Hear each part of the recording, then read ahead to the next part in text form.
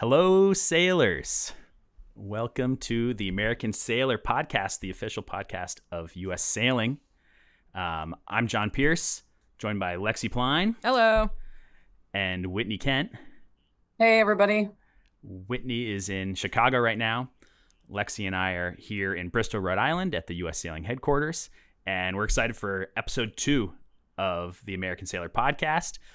For those of you who missed episode 1 or the teaser, of course, go back and watch them. But if you don't have time, to catch you up, the name American Sailor comes from this publication from back in the 80s and 90s, which was the official magazine of U.S. Sailing. This particular edition is from 1990, and it's a blue magazine with some 470 sailors, Jackie Golison and Leslie Deardorff sailing in the 1990 Long Beach OCR, which seems relevant given all the news with LA 2028 coming up. And Lexi, for our audio listeners, do you want to describe what we've got here on the cover? Oh, yeah. So we got two 470 sailors sailing their hearts out here. The crew has got this really great 90s trap harness and this wonderful one-piece body glove wetsuit with the neon yellow sleeves and like the 90s purple chest. And it looks like legs as well. Look at that. Yeah, that's a full wetsuit. Real good color blocking going on there. It's got the classic Egglies, and then the skipper in another turn of events is wearing a dry suit. So there's a can't decide on the weather, I guess. Yeah, seems a little clammy for a dry suit. Honestly, July in Long Beach, I think, was when this event has always been. But I was one of those people, though. I wore a dry suit up until June in college, so mad respect. It was probably a chilly day based on their outfits, but. Awesome stuff there from 1990. Shout out Jackie and Leslie. So the American Sailor magazine is now the American Sailor Podcast.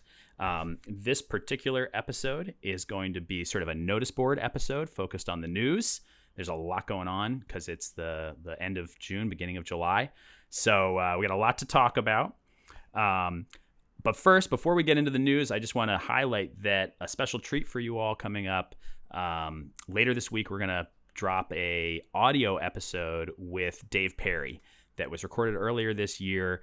Dave is interviewed by Janelle Zarkowski-Martin, who is a U.S. Sailing staff member and incredible match racer and sailor herself, talking with the match race legend, the rules legend, Dave Perry. There's lots of really cool stories, kind of in line with our back in the day, what's old is new again theme here, but also Dave talks about the new rules and lots of really relevant stuff there. So check that out just in time for your 4th of July weekend. Light up the grill, put on the interview, and hopefully you enjoy it. But what we're going to do in this episode is dive into the news. So we got a couple of main topics here. We're going to do a women's sailing corner. We're going to do June Regatta mayhem because there's a ton of sailing going on as we speak. And then we're going to talk about some scheduling drops that just came out, some important news having to do with the Olympics in 2028, Sail GP, and U.S. sailing events coming up. So stay tuned for all of that. But we're going to kick it off by chatting with Whitney, who's in Chicago right now. Whitney, you've been doing a ton of sailing on the Great Lakes lately. And my understanding is that you are on your way to becoming an old goat in Chicago Mac lore. So what is an old goat anyway? An old goat is someone who has sailed the Chicago Mac race 25 times. So for those of you unfamiliar, the Chicago Mac is kind of the big event that Chicago Yacht Club puts on every summer, longest annual freshwater race. So it's about 300 miles. And yeah, if you cross the finish line 25 times, they call you an old goat. You get to go to the old goat party, swap stories with your fellow goats. So I'm working on it. Not quite there yet, but. So how many do you have under your belt? 20. I have 20. So I have like 5 more to go. And I'm planning on sailing this year with my family. And my stepdad is doing his 50th Wow. Mackinac race this year. So he's like a double old goat. Yeah, is that a thing? Double goat? We're going to make it a thing. I think it's a thing. There's only a few people that have done 50. It's a big commitment to sail the same race that many times. Get him a crown. Get some fanfare in here. I'm thinking a goat hat. But ooh, I like that. Yeah. Great Lakes sailing is off and running. So they definitely make the most of the season around here. Yeah, that's for sure. And you've been doing some other racing. You did the Queen's Cup, I believe, recently, and you were involved with the solo MAC race a little bit. What's that solo like Great Lakes scene like? I'm just kind of curious. Who else involved with that? They have the Great Lakes Single-Handed Society, which is a bunch of people that participate in, they call them challenges. They call their races challenges. So there's the Mackinac challenges, which go up Lake Michigan and Lake Huron and finish up at Mackinac Island at the top of the lake. So that happened a couple weeks ago. It was blowing gale force winds for both days of the race on Lake Michigan. Only a handful of boats started, and there were big waves and pretty crazy conditions, but the people that sail those races are dedicated to it, and they have a cool kind of kinship. They check in on each other on the radio all the time. So I started the race, didn't finish, but was able to be out there for like 8 or 9 hours with those guys, and it was a cool experience. Hopefully I'll be back. But they do shorthanded sailing, single and double-handed, all over the Great Lakes. So there was one guy, Noel Brockman, who did the race on an Olsen 30, who has now single-handed all 5 Great Lakes. Wow. Yeah, that's nothing to mess with. Like the Great Lakes can be very rugged, for you coastal sailors out there. The Great Lakes are vicious when it's a bad day out there. So Whitney, I think you made the right call to, not push it too hard in that solo Mac. Do you have any other solo or shorthanded races planned? Not this year, but not finishing the one this year makes me extra motivated to go back and join the club next year. So you can't be a part of the Great Lakes Single-Handed Society until you finish one of their challenges. So now I got to finish it. I got to be a part of it. So it's a good challenge and a fun race and a really cool group of people. Epic. Respect. Mad respect. I tip my hat to you and all those people in that universe. All right, so let's dive into the women's sailing corner. Whitney, this is sort of a good segue here because there's some info here about the Chicago Mac race and an all-women's team coming up for that. Yeah, so we had, let's talk about some women's sailing. We had a race this week. It's like a 70-mile race across the lake called the Queen's Cup, hosted by South Shore Yacht Club.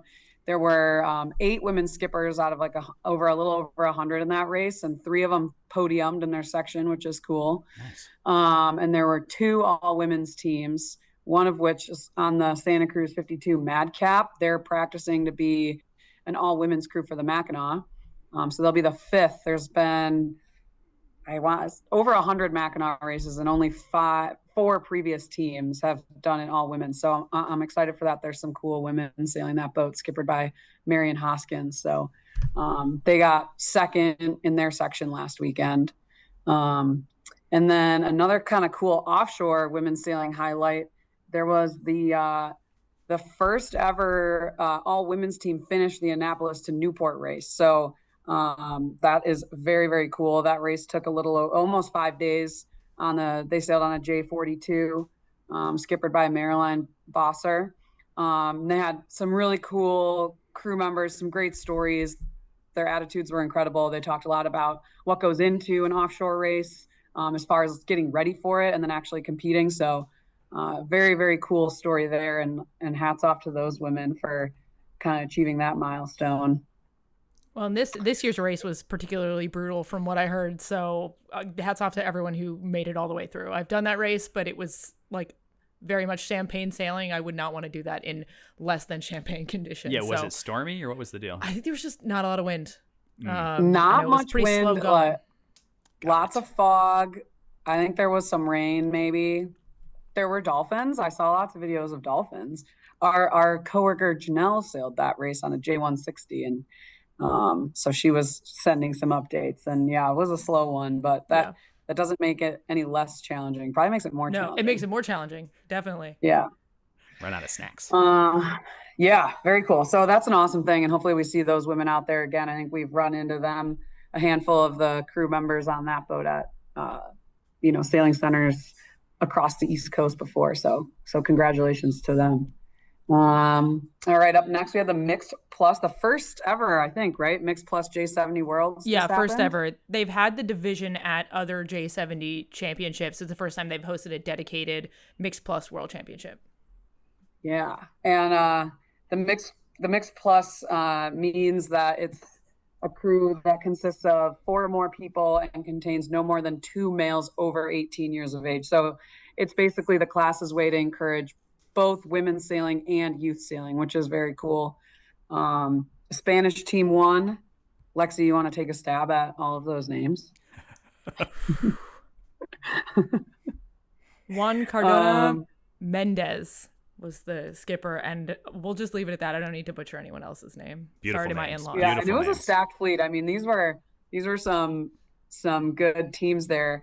For example, the Grail family was there. Martine and Torben sailing with Kaina Koons, who sails with Martine on the FX. Who had a collective 9 medals on board between the 3 of them, 6 gold, 2 silver, and a bronze. So like the hardware on that boat was incredible. Yeah, it's impressive. That's no joke. No. The top U.S. team got 5th, so they had Steph Roble and Anna Weiss on board, along with Joel Ronning, Jeremy Wilmot, and Rebecca Anderson. Monica Morgan, who was one of last year's Rolex finalists, was there competing. And we had the 2nd place Corinthian team, Andrew and Mallory Lowe, Giancarlo Nucci, Rebecca Hare, and Derby White. So that was like we said, a pretty stacked regatta. So congratulations to all those people. Yeah, and I think that's like a super appealing format. Like I didn't realize that this Worlds was going to be so big. Like I think it was close to 50 boats. Mm-hmm. And then obviously the level of sailing and, sailors at the event was super high.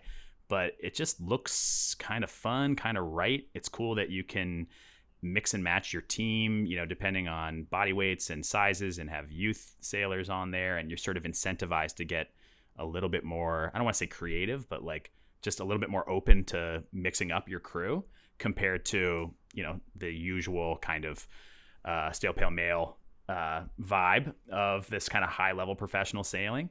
So I think that looks like a lot of fun. And shout out to that Corinthian team, Andrew Lowe and his team there. Andrew, a college All-American back in the day at Dartmouth, and has been, I think, in the J70 fleet for a while now. But nice job, you guys. If anyone needs anyone to sail, this does sound really fun. Call me. I'm around. I've sailed the G70 all of one time, but I can figure it out. Phone's ringing already. Yeah, right. And I saw some pictures and videos, and it was, of course, in Italy. It looked incredible. So yeah, it was in Lake Garda, they put on right? an event, and yeah, wow. People will show up for that. Yeah. Yeah, you can invite Lexi and I to your Mixed Plus events at American Sailor at ussailing.org. Yeah. Let's get a U.S. sailing team going. Let's go. Yeah. Quick shout out to the Thayer Trophy, which was a women's team race hosted by Corinthian Yacht Club. So that was won by Newport Harbor Yacht Club. Some good competition there. I think they won by only a 1 race margin. So it's always good to see some fun, close racing. And Alexi, did you hear anything about that one? Not in particular, other than I know it was really hot. Looked like a super fun event. It was disco themed. I also heard a lot about the party. Nice. Which is obviously very important. Oh, yeah. But yeah, competition at this event was super, super high. And the women's team racing scene, I feel like, is only going up from here. I mean, I did the women's 2v2 at New York, and that was like pretty incredible. So, and this is a lot of the same actors. So yeah, similar teams there for sure, which is great because we were both there, and there was some pretty stiff competition at that event. So it's cool to see these teams growing. And a 3v3 obviously requires a little bit of a deeper team, one whole extra team. So it's challenging to win that event. So congratulations to Newport Harbor. And then we had the Ida Lewis. Who wants to talk about that one? I was there. So I'll kick it off. Yeah, Ida Lewis Trophy, which is the U.S. Junior Women's Double-Handed Championship, a perennial favorite. And that was at Old Dominion University a couple weeks ago. And it's a super fun event. Huge thank you to the Claggett family, who provides the funding to allow it to be fully coached by U.S. sailing coaches. So we had kind of a dream team of coaches with Paris Hankin, Olympian, as well as U.S. Sailing's ODP director, Rosie Chapman, and then some top-notch college coaches, Allie Blumenthal from Coast Guard Academy, Caroline Young from MIT, and then all-around legend Becca Schiff rounding out the group. So really good coaching staff. They did a phenomenal job. It's a 3-day clinic, 2-day regatta. If you have young women in your life who are racers and want to get ahead in the game, they should come to this event every single year. So nice job, Merritt Sellers and Marina Pritch from St. Francis Yacht Club, who won the Club 420, and Chloe Kong and Maggie Tripp, who won the 29er. Most improved went to Esther Island and Simone Reck, who just soaked up every minute they could with Coach Paris Hankin. And the sportsmanship prize went to Halsey Carter and Catherine Kamier from Annapolis. So great job. Here's a little quote from the winner, Merritt Sellers. Sailing at an all-girls event is always 10 times more supportive. 20 years from now, we'll still remember this experience and the connections we made with all the other sailors at this event. It's a vibe for sure. We collect their phones. They spend their days together. There's always social bonding. So looking forward to the lighter trophy event, which is the single-handed version of this, coming up in a couple of weeks up in Macatawa Bay, Michigan. So I'll report back on that. Yeah, I mean, I used to sail the lighter trophy when I was a junior sailor, and Merritt's totally right. I still run into and communicate with girls that I met at that event, 20 years later. So that's really cool. I actually didn't do either of those events, and I feel that there is something missing from my life having not done them. Stone cold serious. I had friends who did, and they still continue to talk to those people a lot of times. So you go to college and sail against these same people, and it's one of those really great community building activities that I wish I had been more into sailing when I could have sailed it. Yep. Everyone should go, regardless of if you feel like you're not ready to go. I would encourage young girls to get to all those events if you can. Absolutely. And then, Whitney, one more thing. While you're on the ground in Chicago, you're at the Junior Olympic Sailing Festival at Chicago Yacht Club. And just want to check in. I know you were doing the marine debris cleanup today. How'd that go? It went excellent. Yes, I am here at Chicago Yacht Club Belmont. They're on the water right now. I just heard a coach call over the radio to make sure the kids stay hydrated. So out there using their new Yeti reusable water bottles. The sailors picked up this morning. They had to go pick up trash before they could come to the competitors meeting. And they collected over 100 pounds of trash here on the Chicago lakefront, which sounds impressive, but it is not as impressive as the Junior Olympics Festival in Ohio at Mentor Harbor, which collected almost 300 pounds of trash. So between the two marine debris pickups we've had so far, we've collected basically 400 pounds of trash off the waterfronts. So props to those sailors. They were very into it. And there was stiff competition when they found out they were going to get Yeti hats. So yeah, right. Get some Yeti swag and everyone's motivated for sure. Yeah, it got heated at the end. People were asking for check-ins on how much their bags weighed. So I was having to make sure there were no stones in those. So there's lots more JO festivals coming up this summer. These are just the first two. So check out the website. There's a bunch coming all around the country. And then, so now shifting gears to topic number 2, Regatta Mayhem. Regatta Mayhem. June comes in like a lamb and comes out like a lion in the sailing world. Yeah. I'm butchering that saying, but it's true. I was going to say comes in like a squall and leaves you as helpless. Leaves you high and dry. Yeah. It's been busy. Yeah. So, geez, Lexi, you're on the ground at so many events doing photos, media, everything. So what caught your eye this month?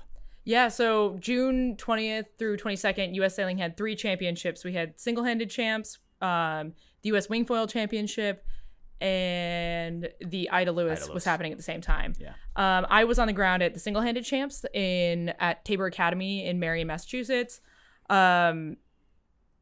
Great event this year. We had a little bit of a change up from normal. Our single-handed championship tends to be in Ilka's Sunfish, and it tends to be embedded in another event. So we'll go to Ilka North American and say, could you also host the O'Day and Hanley trophies?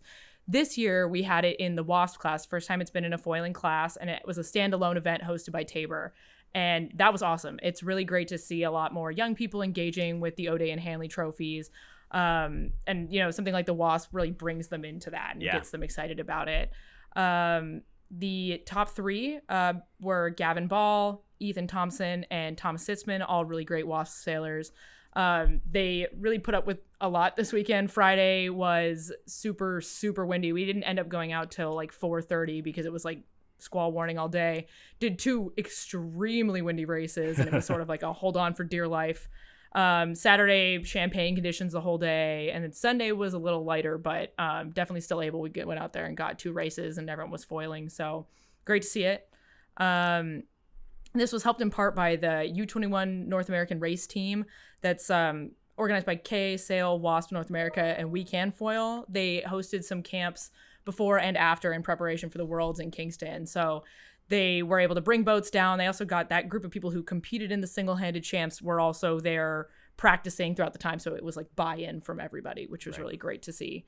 And we had a lot more like parents and other people come to us saying like, it's great to see US Sailing doing some, engaging with some more foiling stuff. And I can't agree more. So huge thanks to the single-handed committee for like considering doing this. And thanks to everyone else who got boats there and everything. It's like I said, it's a bit of a change from what we've done in the past, but a good change, I think. Yeah. Get the foiling boats in the rotation, you know? Yeah. It's a whole growing thing. And simultaneously, on that same June 20 to 22 weekend. And in the foiling space was also the U.S. Wingfoil Championship, which is the second annual championship hosted at St. Francis Yacht Club, which is, you know, kind of like a mecca for wingfoil and board sports. They do a fantastic job at St. Francis. I was able to attend the Wingfoil Nationals last year, the first year. This year, Betsy Allison was the U.S. Sailing rep on site. But it's a scene. Crissy Field, Golden Gate Bridge, the wind is pumping, and these athletes of all ages, ranging from, there was literally a 10-year-old who raced this year, all the way up to people in their 60s and 70s, get out there, and it's an amazing display of athleticism and skill and talent, but they also have a really great vibe. There's like this whole like van life scene at Crissy Field with all the like campers kind of backed up around this like picnic table area, and everyone's just like wetsuits draped everywhere, and it's a really cool scene. So it's amazing to have this event at that kind of like home base of wingfoiling. And this year, Sean Herbert from New Zealand won the event, followed by Americans JP Latanzi and Johnny Heineken.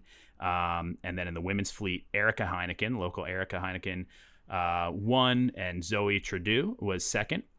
She's a youth sailor. She's in her teens still, up and comer for sure. And Yuri Namikawa, who is obviously a great wingfoiler, but also was a college All-American at Stanford back in the day. It's worth noting that a lot of these same sailors, like Sean and JP, are kind of at the top of the fleet internationally. Sean got third at the IWSA World Cup event in Switzerland, and JP was eighth. You might recall in our last episode, I was dropping JP's name as a possible Sail GP U.S. candidate. So hint, hint, he seems to have what it takes, but he's killing it in the wingfoil space. And a couple of shout outs, just next year's Wingfoil Championship will be back at St. Francis Yacht Club. So mark your schedules. I don't know the dates yet. I don't think those are confirmed, but this iconic event will happen again next summer, and anyone who's into wingfoil racing at a high level should absolutely be there. And then there's some more grassroots stuff going on in the wingfoil racing space right here in Bristol, Rhode Island. Next weekend, July 12th and 13th, the New England Wingfoil Championship will be taking place. And there's a free clinic at that event for people who are getting into wingfoiling. And then there's also an active series out in Hood River, Oregon, another mecca of board sports sailing that goes on every Tuesday night at Hood River Yacht Club. So it's cool to see this discipline progressing. It's definitely high on our minds, I think, for people who are a little bit more progressive in the sport and thinking ahead to like what's the future hold.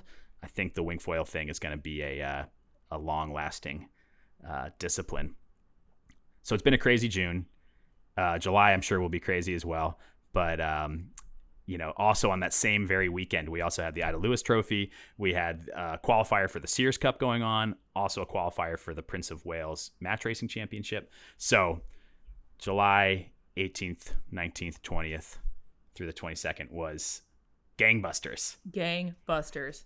Truly. Events Your hard drive everywhere. must be just overflowing. I had to buy another one. Yeah.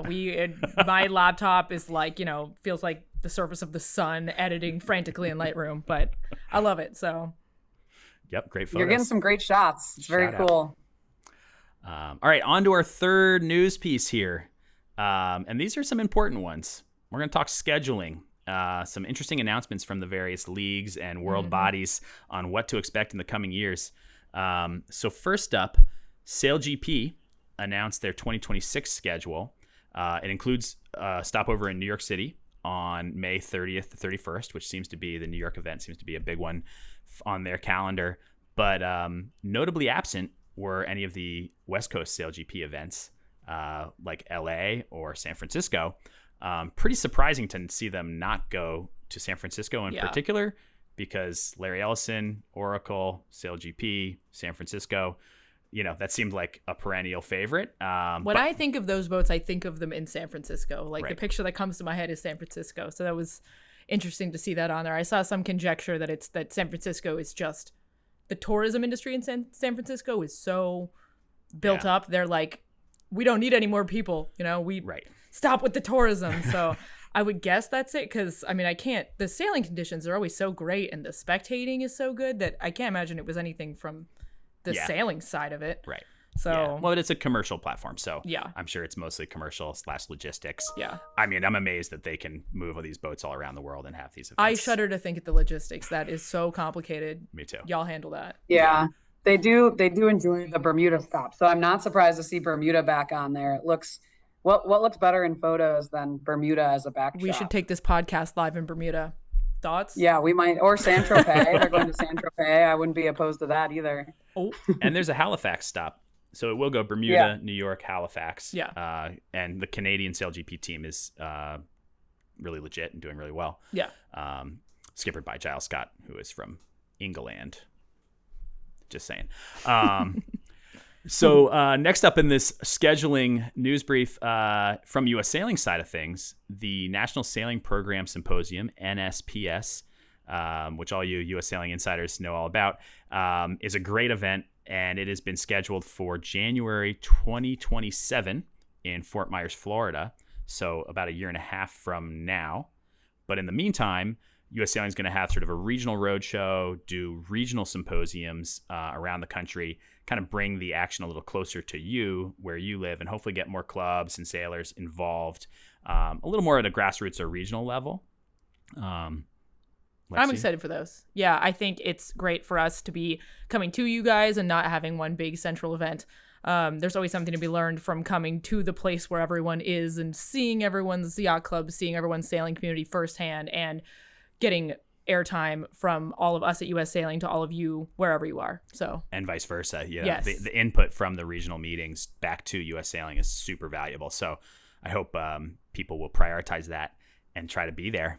I know I'll try to be there. oh yeah. Yeah, don't miss it. The regional, it's really nice to talk to the other people in your region too. So it's great for us to get to all these different places, but it's really nice for people attending to catch up with sailing organizations they may not see in their usual daily travels. Everybody True. gets caught up in their own events. So. Networking. Yeah. Networking. It's literally one of the best things that we get to do as U.S. Sailing is just bring people together. So Now the thing everyone's been waiting for. Yeah, right. Last on the list. I've been teasing it. So finally this week we've got the confirmed venues for the LA 2028 Olympics. And it's been an interesting process to get here because there was just a lot of sort of uncertainty. For those of you that haven't been following along, Long Beach has been the front runner to host the Olympic sailing events. But recently, San Pedro, a little bit north on the coastline, has been in the mix as well, and it got kind of unsure what it was going to be. So it turns out Long Beach will host the Formula Kite and the IQ Foil, so the kiteboarding and windsurfing events. And then San Pedro up the coast will host sort of the dinghy and catamaran events, so the Ilka 6, Ilka 7, 470, 49er and 49er FX, and the NACRA 17. So they also won't overlap. Like Long Beach events will happen first, and then the dinghy and catamaran events up in San Pedro will happen after. So it's going to be like a little bit of a traveling roadshow up the coast. But exciting to know what's going to happen and what to expect. Both are amazing sailing venues. I've been to both places many times, and the sailing conditions are top notch, probably the best in Southern California. So seems like a win-win. On the logistics side, I am a little curious to see how they'll split where athletes are like physically staying. I don't think they haven't announced anything beyond what JP just said, But I'm curious to see how that'll work. I'm curious to see how the whole thing will work. I mean, LA Mayor Karen Bass said it was not going to be it was going to be a no car Olympics, and it's LA, so that's not going to happen. Would be cool. But I'm curious to see how they'll work all that out. Yeah, I was about to say, like, international teams, like, brush up on your freeway driving because you're gonna get ready. Get on the 10, the 405. Pull out your Grand Theft Auto, kind of like put the LA setting and get driving. No, it's beautiful. No, we kid. It's beautiful. Iconic LA. So we're looking forward to that, and probably more details to come about the logistics and the training. Coming up in just a few weeks is the Long Beach OCR Regatta, which is a big international kind of pre-Olympic training event during the same Olympic dates. So sailors will get a taste of the Olympic conditions and everything. So those are the scheduling drops. Send us your thoughts to americansailor@ussailing.org if we missed something or you don't like our spin on any of those. Curious what you all think. And so we're going to wrap up this newsroom episode here with some mentions, just to run down the list of other stuff that's going on that caught our eye. Lexi, you want to kick us off? All right. Happening last week was the ORC North Americans and Block Island Race Week here in Rhode Island. We had 3 U.S. Sailing board members in attendance. Laura Grondin on Dark Energy, her Melges 24. They won PHRF 3. We had Henry Brower on Teal Loco, which is a Swan something 42, I think. Club Swan 42. Club Swan 42. Yeah. There we go. 4th in ORC 2, and Matt Gallagher was the event chair. So a big U.S. Sailing presence there. For ORC North Americans, Fox, the TP52, won ORC 1. Zammermoose, hope I'm saying that right, Club Swan 42 won ORC 2, and Teamwork, a J122, won ORC 3. Also happening this past week in Rhode Island was the Claggett Adaptive Regatta. Local Chuck Allen won the 2.4 meter class, and the Martin 16 class, which is the double-handed, was won by Dan Schur, and he had Schmidt on Saturday and John Holzer on Sunday, so I think he switched crews. Got it. Also, the 2.4 meter class is their single-handed, and that is the Claggett Adaptive Regatta can be sailed by both in the 2.4 meter adaptive athletes and able-bodied athletes, so they compete against each other, which is cool. The next adaptive regatta is the Independence Cup in Chicago, July 24 through 27. So if anyone's interested in adaptive sailing, that is happening. JP, you want to take it away? Sure. Yeah. A couple things that caught my eye. The Rose Cup U.S. Youth Match Racing Championships wrapped up last weekend at Balboa Yacht Club, which is also the home of the Governor's Cup International Youth Match Race.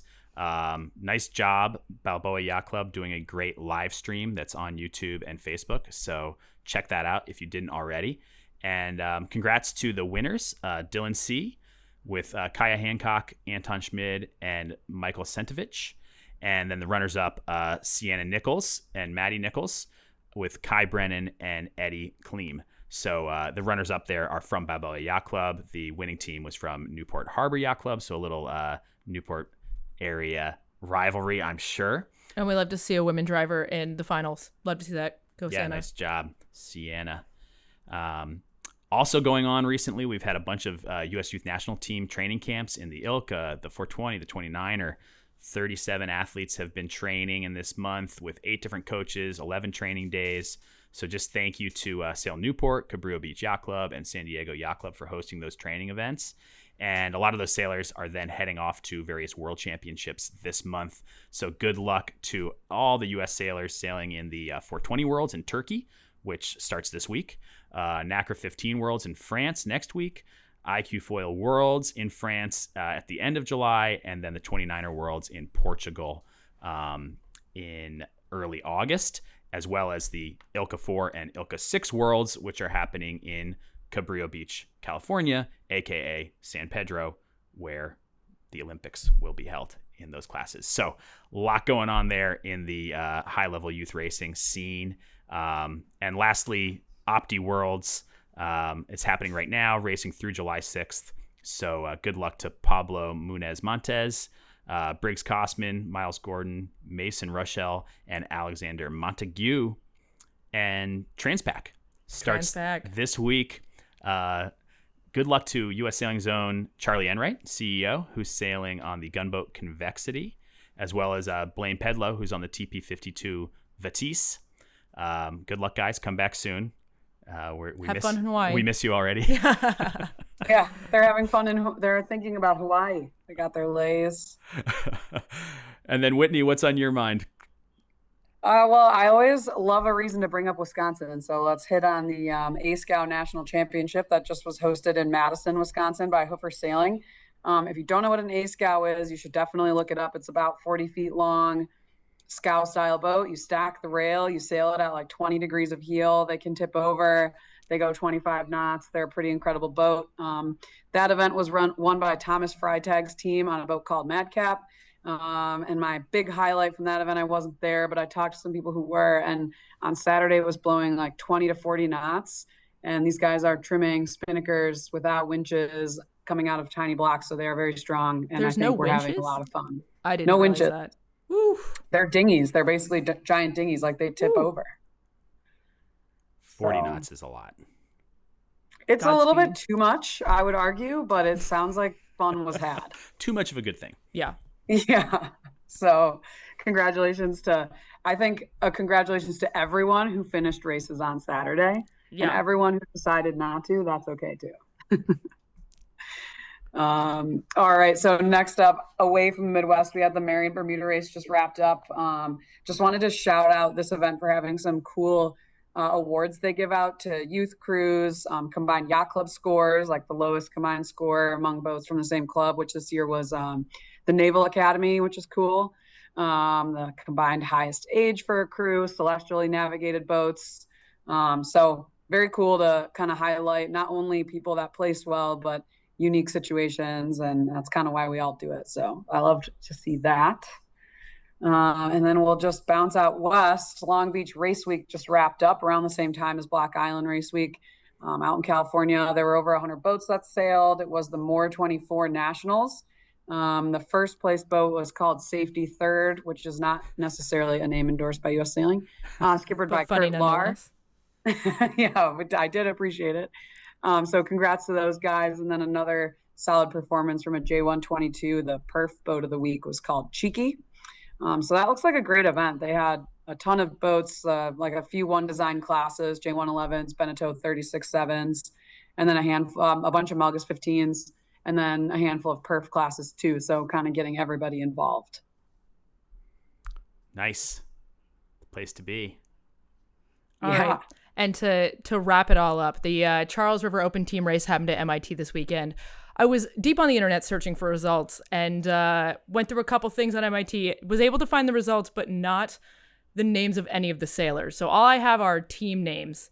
And we're going to speed run through these, and I'm just going to guess who I think, or like who is associated with each of these team names. Let me know if I'm right or not. Chime in the comments, because they're not online anywhere that I could find. So if someone from MIT wants to send me those, that'd be great. Barely Ready won. I'm guessing that's a Brown team. Brown Bears. Who's Driving was number 2. That could be anyone based on the name. Anyone, because who's driving? We don't know. Hillsides was 3rd. Hillsides, that ring any bells for anyone? Ambiguous. Speed run. They just like hills. Maybe they're from Dallas. Yeah. Who knows? Team RBR was 4th. What is RBR? Max Verstappen, Red Bull Racing. Oh, it was Max Verstappen. Sailing? He's decided to get into sailing. So great for him on that one. Metro North Mariners. Metro North, that's like a DC thing. So I'm guessing that's either Georgetown or GW. Maybe. Doesn't the Metro North go all the way into Connecticut, though? I don't know. I have no idea. Oh, wait, no, Metro North. Is that New York? I think that's New York. That's New York. You're absolutely correct. Yeah. Sorry, everybody. I'm geologically challenged. Geographically challenged. Apparently I have problems with words, too. Metro North Mariners, you're right. That's probably like New York, New Jersey. Fordham, ? Maybe. Fordham people? Oh, yeah. New York Fordham. people. Crock pot mentality. I mean, that could be any of us. Who doesn't love a crock pot? Name 6 women. I do happen to know this was the Yale women's team. Love the name. Silly Salmons. I know that's an MIT team. I think that was like some people who graduated in 2021, 20-ish, because they love doing the Silly Salmon. It's where you jump off a dock and look like a salmon. It's great.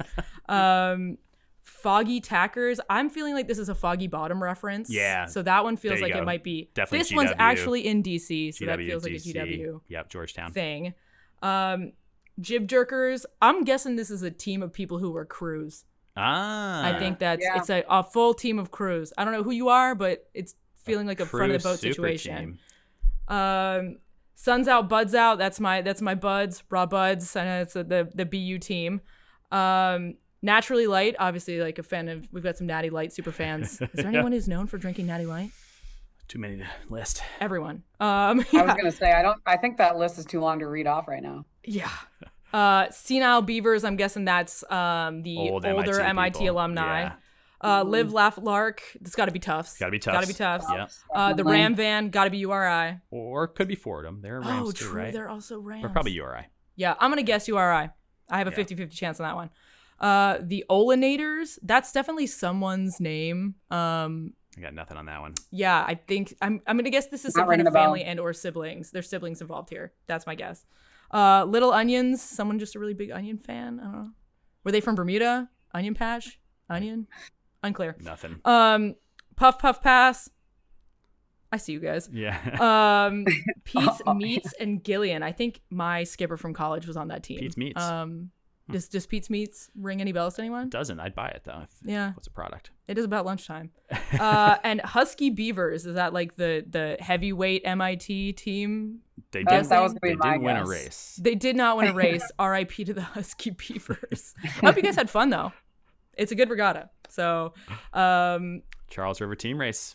Congratulations to everybody. Great names. I love looking through a team race, a list of team race names because people really come up with funny stuff. Yes. Yeah. Y'all are funny. They're not always podcast appropriate. Well, as we wrap up here, we want to give a shout out to Dan Williams from the F-18 fleet who sent us an email. Thanks for listening in, Dan. And we'll see you at the F-18 Americas event in August here in Newport. And we'll come hang out and maybe we'll talk to you. You could be on the podcast if you want to. So shout out Dan Williams. Yeah, and if anyone would like to send us an email, you can at americansailor@ussailing.org. Please shoot us an email. Let us know. Yeah, send us your feedback. Did we do something feedback, right? Did we do something wrong? Who knows? We don't know until you tell us. And don't forget to stay tuned for Dave Perry's episode dropping in just a couple days with a long-form audio interview with Janelle Zarkowski-Martin. But thanks so much for joining us. Have a great 4th of July weekend, and we'll see you on the flip side. Peace.